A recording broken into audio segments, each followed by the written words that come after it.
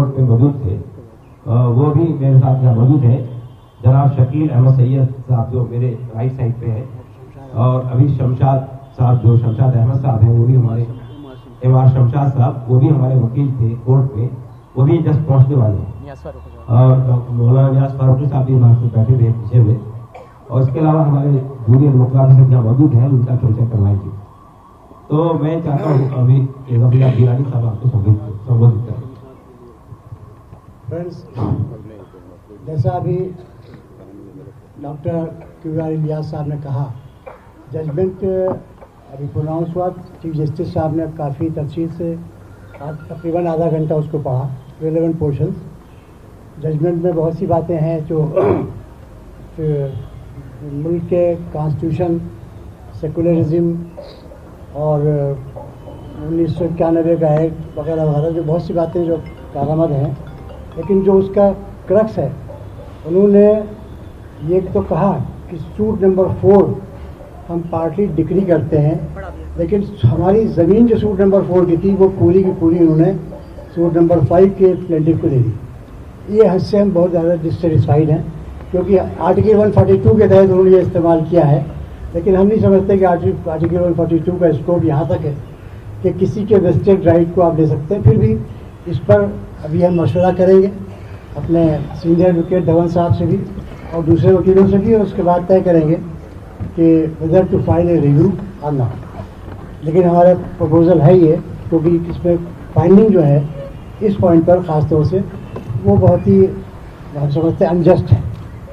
लेकिन supreme court का judgement, इसके साथ हमेशा से कहते रहे हैं कि हम रेस्पेक्ट करते हैं इसकी, और पूरे मुल्क के अवाम से यही अपील करते हैं कि वो पीस और ट्रैंक्विलिटी को मेंटेन रखें। किसी किस्म का कोई प्रोटेस्ट या कोई एहतजाज किसी साइड से नहीं होना चाहिए, ना कोई इसके लिए ये सोचना चाहिए कोई डिफीट किसी की है या किसी की विक्ट्री है। तो that we have always said and today also we reiterate it, and whatever legal course is possible, that we will adopt. We are especially dissatisfied with some findings of the Honorable Supreme Court, which we have just heard. But after going through the judgment, we will clarify those things in detail. So today I can only say that judgment is not satisfactory and is not as per our expectations. We are not satisfied with it, and especially from the fact that the land of the mosque, even of the inner courtyard, in which prayers were offered, that too has been given to the other side. इसमें ये हम इसको न equity मान सकते हैं न justice मान सकते हैं।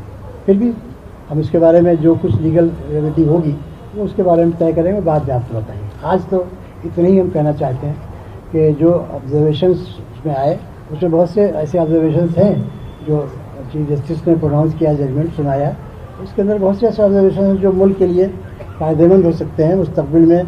इस सेकुलर स्ट्रक्चर को कायम रखने में ये जजमेंट कहीं किसी हद तक हमारा पूरे मुल्क के लिए मददगार हो सकता है।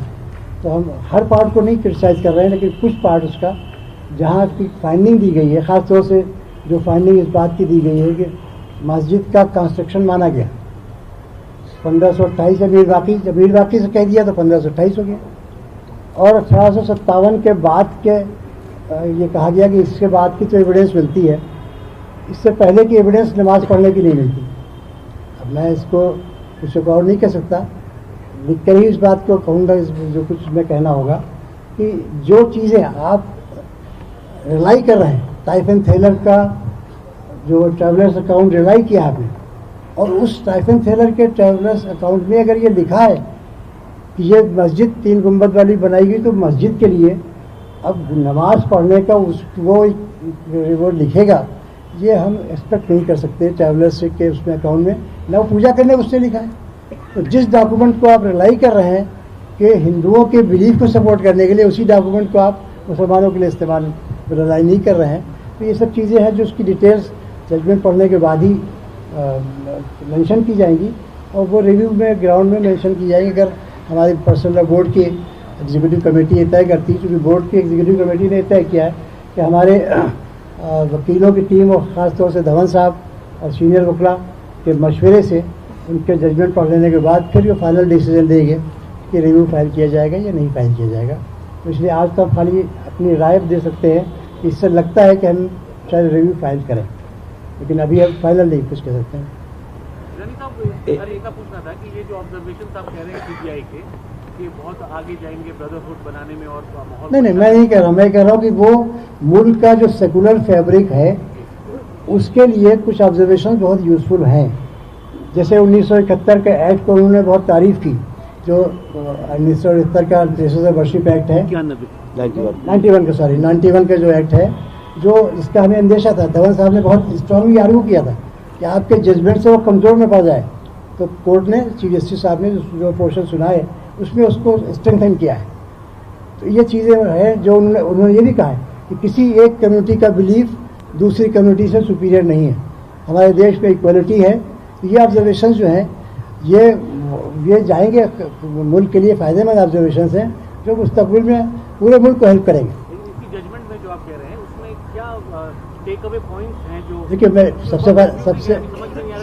सबसे पहला पॉइंट तो मैंने आपसे कहा ना कि उन्होंने सूट नंबर 4 को भी लिमिटेशन से बाहर नहीं माना, पार्टली डिक्री किया। और आउटर कोर्टयार्ड के बारे में हमें ग्रीवांस नहीं है, चूंकि आउटर कोर्टयार्ड का चबूतरा एग्जिस्ट कर रहा था। इनर कोर्टयार्ड के बारे में उन्होंने ये कहा कि इनर कोर्टयार्ड में भी चूंकि मुसलमानों का कब्ज़ा 1857 के पहले का एविडेंस नहीं, जो हमारे ख्याल से जो एविडेंस उन्होंने यूज़ की है वो सब रेफ़र कर रही मस्जिद को, और उस मस्जिद में कोई पूजा पाठ का जिक्र उसमें नहीं। तो अब उसी एविडेंस को जो उसको उन्होंने रिलाई किया है हिंदुओं की आस्था के ताल्लुक से, वही एविडेंस तो मुसलमानों की मस्जिद शो कर रही। तो जब मस्जिद का एग्जिस्टेंस है और मस्जिद किसी और काम के लिए नहीं, खुद उन्होंने माना, उन्होंने माना है कि हाँ 16 दिसंबर तक नमाज हुई। उन्होंने माना है कि इस मस्जिद का में सरेंडर नहीं किया गया था, मस्जिद को अबंडन नहीं किया गया था। तो फिर जब मस्जिद है तो नमाज वहाँ तो होगी। 1934 के डॉक्यूमेंट भी माने उन्होंने।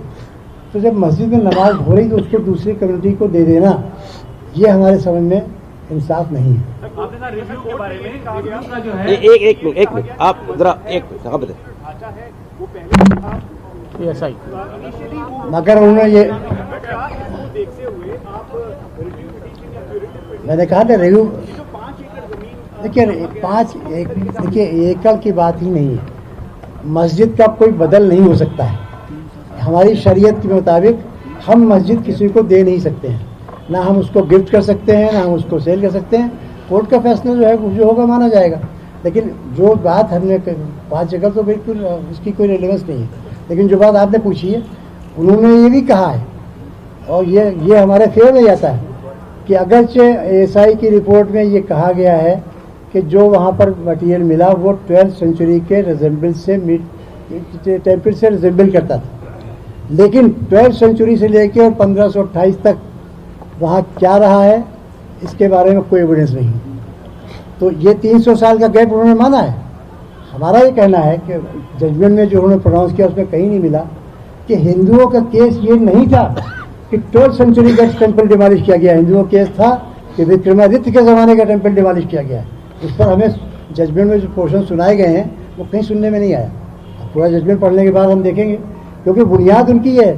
सूट नंबर 5 में प्लेन एलिगेशन ये थे कि विक्रमादित्य के ज़माने में मंदिर बना था, जो विक्रमादित्य का ज़माना आपको मालूम है ईसा मसीह के बराबर 57 साल पहले का ज़माना, यानी 2000 साल पर। उस ज़माने के ना तो ईसाई की रिपोर्ट में कोई स्ट्रक्चर मिले हैं, ना उस ज़माने के कोई आर्टिफैक्ट्स मिले हैं। तो अब हमें जजमेंट पूरा पढ़ने के बाद अंदाज़ा होगा कि इसमें क्या चीज़ ऐसी है जो अपरेंट एरर्स लगती हैं, मिस हो गई हैं, क्या वजह है, ये तो हम अभी नहीं कह सकते, क्योंकि ये चीफ जस्टिस ने कुछ एक्सट्रैक्ट पढ़े। जाहिर है पूरा जजमेंट नहीं पढ़ा, पूरा जजमेंट काफ़ी बल्कि है, तो इसलिए हम अभी नहीं कह पाएंगे कि उसके खिलाफ रिव्यू ज़रूर फाइल होगा। लेकिन हाँ, हमें लगता ऐसा है, धवन साहब को भी यही कहा कि इसको एग्जामिन करेंगे, लगता है हमें कि ये रिव्यू उसका फाइल करना होगा। तो अभी हम उस तफसील भी नहीं जा सकते। 5 एकड़ जगह की नहीं जो बात कही जा रही है, एक आदमी बिल्कुल नहीं। हमने आपसे पहले बताया कि मस्जिद की कोई कीमत नहीं, मस्जिद को फरोख्त नहीं किया जा सकता, हमारी मिल्कियत नहीं, मिल्कियत अल्लाह ताला की होती है। लिहाजा उसके बदले में कोई चीज़ देना, 5 करोड़ या 500 करोड़ ज़मीन की भी कोई वैल्यू नहीं। वो इसका मतलब ये है कि हमारे जो कंसेप्ट था उसको समझा नहीं गया है। हमारा कंसेप्ट ये नहीं था ज़मीन का, ज़मीन जो डेडिकेटेड है मस्जिद के लिए, जहाँ पर यूज़र था हमने उसको माना है कि हाँ चबूतरे पर उनका यूज़र है, उसके ऊपर जो राइट बनते हैं आप दे सकते हैं। लेकिन जहाँ उनका कब्जा नहीं था, माना गया है कि 1949 में मूर्तियाँ रखी गई हैं, जाहिर है वो हाईकोर्ट ने माना था। तो ये सब मानने के बाद भी ज़मीन उनको पूरी दे देना ये हमारे लिहाज से जस्ट नहीं है। इसी तरह से हम इसको जस्टिस और इक्विटी के टर्म्स में नहीं समझ पा रहे हैं, और आइंदा हम इसके बारे में रिव्यू के बारे में डिमोलिशन को उन्होंने खुद कंडेम किया, डिमोलिशन को कंडेम किया, ये कहा कि मूर्तियाँ रखना भी गलत था, सब चीज़ें कही हैं। यही मैंने कहा कुछ चीज़ें ऐसी हैं कि जो मुस्तकबिल में मुल्क के लिए फ़ायदेमंद हैं, लेकिन हमारा राइट जो चला गया है इस जजमेंट से, उसके लिए हमें ज़रूर अभी अपने एफर्ट छोड़ना नहीं है, और हमें उम्मीद है कि हम इसके लिए तो जफर साहब तमाम हकाइक दलाइल पेश किए गए, बावजूद इसके आपको लगता है कि जितने भी एविडेंसेस पेश किए गए कि उस पर किसी तरीके का दबाव का फैसला है या कुछ ऐसा? नहीं, बिल्कुल हम कुछ नहीं कहेंगे। ये चीज़ें कभी हमने नहीं कही हैं, हमने हाई कोर्ट के बारे में नहीं कहा है, ये आप समझ लीजिए। ये वो लोग कहते हैं दबाव वाली बात जो जजमेंट नहीं मानते हैं।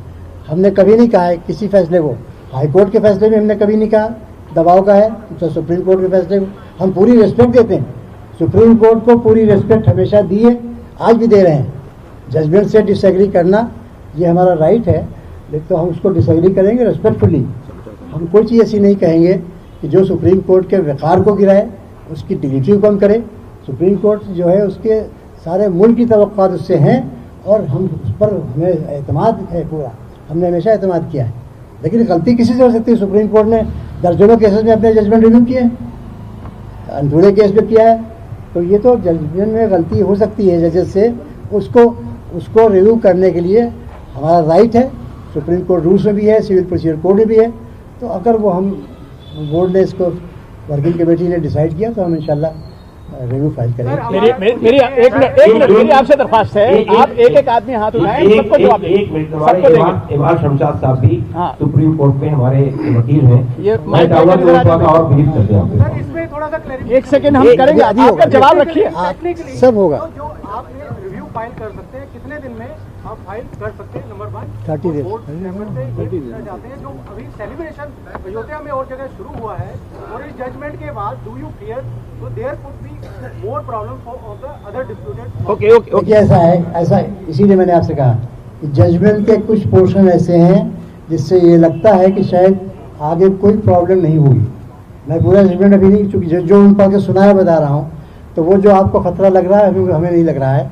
इसीलिए कुछ जजमेंट के कुछ पोर्शन मुल्क के लिए फ़ायदेमंद साबित होंगे, ये हमें लग रहा है। जो खतरा आपका है उसके बारे में कह रहा है। जो सेलिब्रेशन लोग कर रहे हैं वो तो पहले भी करते रहे, हम उनको रोक नहीं सकते।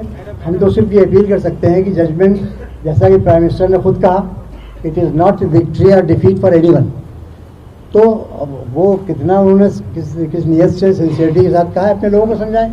हम तो सिर्फ मुसलमानों से हमने पहले भी कहा है कि ये मुकदमा किसी की डिफीट, किसी की विक्ट्री नहीं होगा, ये देश की विक्ट्री होगा, संविधान की विक्ट्री होगा, ये सेकुलरिज्म की विक्ट्री होगा, और वही के लिए हम लड़ रहे थे। तो वो हम उसके बारे में आपकी बात से शमशाद साहब जो हमारे दूसरे युवा हैं वो बताएंगे।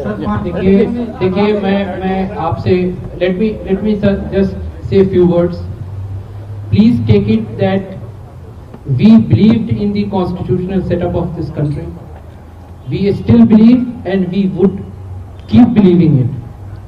We went to the court with all convictions that the court will decide it with all, keeping in mind the justice to all the parties. We have seen the judgment today. There may be reservation to the judgment from our side, and there are reservations that Mr. Jilani has already explained to you, that we will examine and we will take appropriate legal recourse available to us within the framework of law.